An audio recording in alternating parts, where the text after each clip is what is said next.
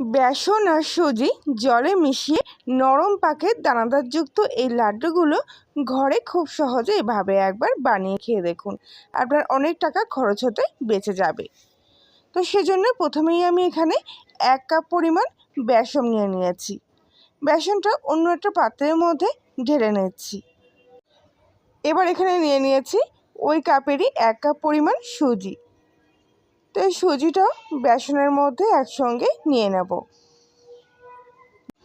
সুজি আর বেসনের পরিমাণটা একেবারে সমান সমান নিতে হবে।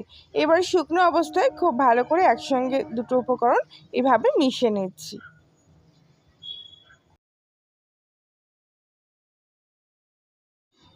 তো এই পর্যায়ে এবার আমি এর মধ্যে নিয়ে নিচ্ছি 2 চামচ পরিমাণ ঘি। ঘিটা দিলে স্বাদ এবং গন্ধ দুটোই ভালো আসে, তাই অবশ্যই সাদা তেলের পরিবর্তে ঘিটা দেওয়ার চেষ্টা করবেন। এবার ঘিয়ের সাথে খুব ভালো করে এটা মিশিয়ে নেব। এভাবে হাতের মধ্যে নিয়ে নিয়ে এরকম করে করে ঘিয়ের সাথে শুকনো অবস্থায় এরকম করে মিশিয়ে নেব। তবে খুব একটা বেশি ঘি দিয়ে মাখানো তো, তাই এরকম কিন্তু ঝুরঝুরেই হবে। এবার জল দিয়ে এরকম একটা ডো মতো করে এটাকে মেখে নেব। অল্প অল্প করে জল দিতে হবে, এইভাবে চেপে চেপে মেখে নিতে হবে। কিছুক্ষণের মধ্যেই দেখবেন দুটো উপকরণ এরকমভাবে একসঙ্গে মিশে গিয়ে এরকম একটা ডো মতো পর্যায়ে চলে এসছে। তো ডোটাকে কিন্তু একটু এরকম নরম পাক করেই মাখতে হবে, একেবারে শক্ত শুকনো করে মাখার দরকার নেই।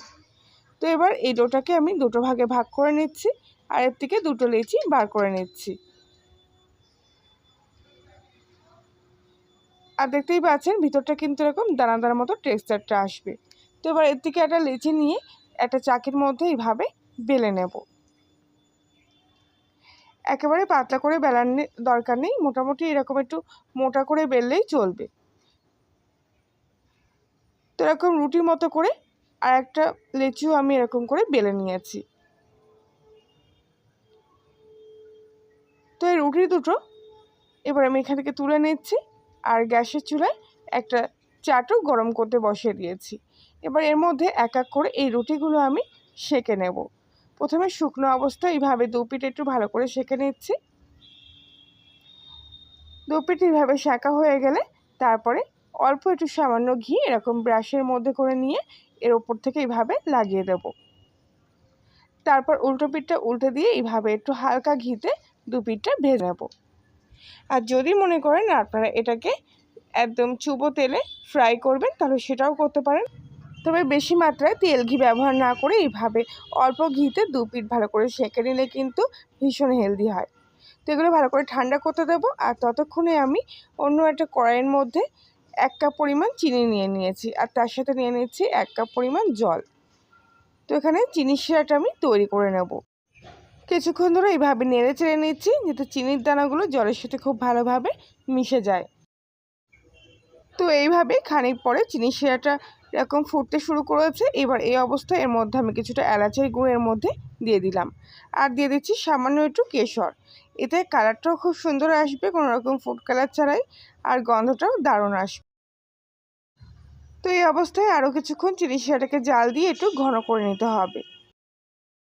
মোটামুটি মিনিট 2 মতো চিনির শিরাটা এইভাবে জাল দিয়ে নেওয়ার পর দেখতেই পাচ্ছেন অনেকটা কিন্তু আগের থেকে গাঢ় হয়ে এসছে।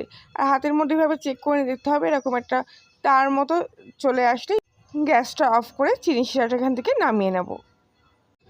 তো এতক্ষণে আগে থেকে সেঁকে রাখা এই রুটিগুলো কিন্তু একদম ঠান্ডা হয়ে গেছে। আর ঠান্ডা হয়ে গেলে দেখুন এগুলো এরকম একদম খাস্তা মতন হয়ে যায়।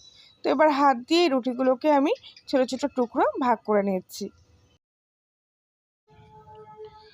তো এবারে এখানে আমি একটা মিক্সিং জার নিয়ে নিয়েছি, আর মিক্সিং জারের মধ্যে এই সমস্ত রুটির টুকরোগুলো এর মধ্যে নিয়ে নিচ্ছি।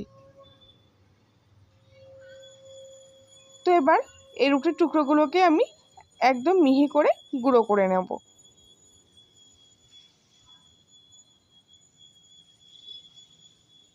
তো এখানে গুঁড়োটা আমার রেডি হয়ে গেছে, আর দেখতেই পাচ্ছেন একদম এরকম ঝুরঝুরে মতো করে কিন্তু মিহি করে গুঁড়ো করে নিয়েছি। আর দেখতেই পাচ্ছেন কত সুন্দর দানাদার ভাবটা চলে এসছে এর মধ্যে। তো কম ঘি দিয়েই কিন্তু খুব সহজে এভাবে একদম টেস্টি লাড্ডু আপনারা বাড়িতেই তৈরি করে ফেলতে পারবেন। এবার অন্য একটা প্লেটের মধ্যে আমি এই গুঁড়োটা সম্পূর্ণটা নিয়ে নিচ্ছি।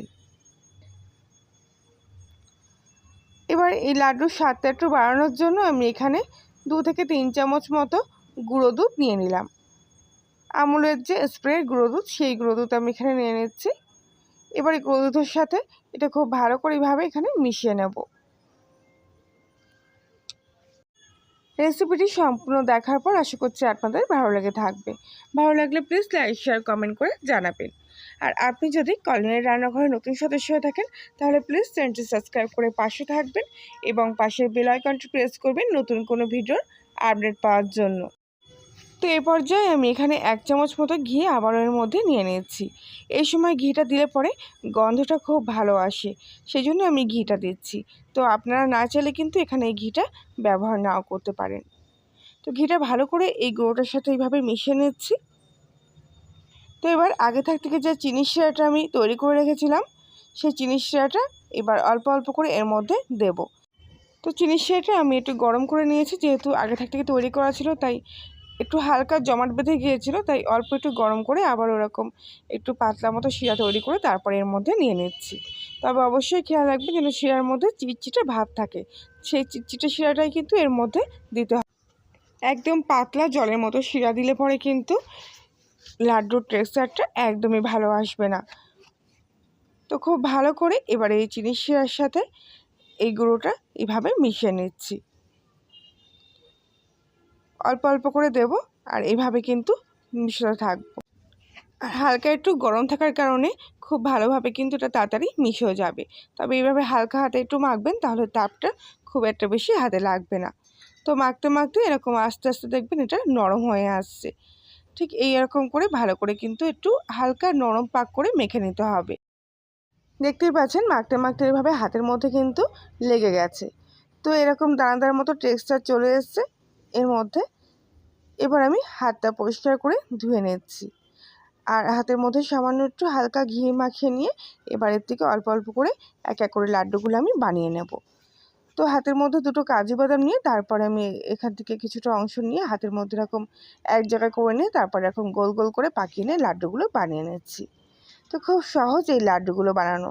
হাতে মাত্র কয়েক মিনিট সময় থাকলে কোনো রকম ঝুট ঝামেলা ছাড়াই এইভাবে আপনারা একদম বেকারির মতো লাড্ডু কিন্তু ঘরেই বানাতে পারবেন। আর খেতেও কিন্তু দারুণ আসে। তো বানিয়ে নেওয়ার পর এগুলো এইভাবে পাতিয়ে রেখে কিছুক্ষণ ঠান্ডা করে নিয়েছি।